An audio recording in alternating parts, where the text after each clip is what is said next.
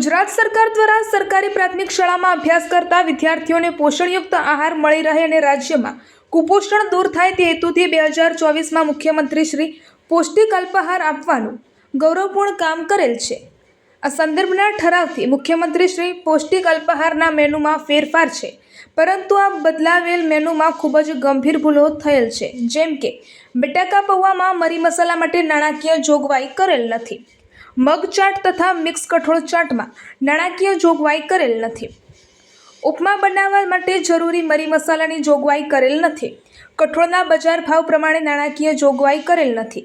શ્રી અન્નના લોટના બજાર ભાવ કિંમત એવરેજ 65 રૂપિયા છે, જે સંદર્ભે આ ઠરાવમાં 1 કિલો શ્રી અન્નના 1 કિલો 40 રૂપિયાની જોગવાઈ કરેલ છે।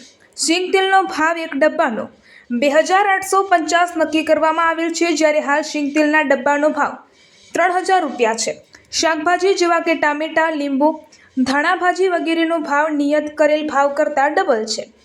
માનનીય મુખ્યમંત્રી શ્રી પૌષ્ટિક અલ્પાહાર 2024ના પરિપત્રમાં 500 ગ્રામ આપવાની જોગવાઈ હતી, જ્યારે નવા મેનુમાં 38 ગ્રામ 43 ગ્રામ કરી પ્રમાણમાં ઘટાડો કરેલ છે, જે ધોરણ 6 અને 8ના મોટા વિદ્યાર્થીઓને પ્રમાણમાં ઓછો થાય, જેથી 50 ગ્રામ કરવા।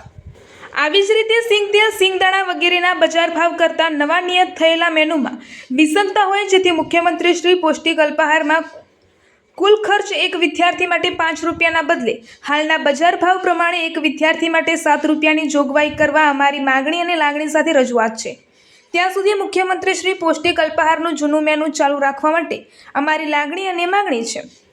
ઉપરોક્ત અમારી રજૂઆતોને ધ્યાનમાં લઈને યોગ્ય નિકાલ કરી સત્વરે નિર્ણય લેવામાં આવે તેવી વિનંતી છે, અન્યથા અમે ગાંધી ચિંધ્યા માર્ગે આંદોલન કરવાની ફરજ પડશે। Reporter Hasmukh N લાગણોજા।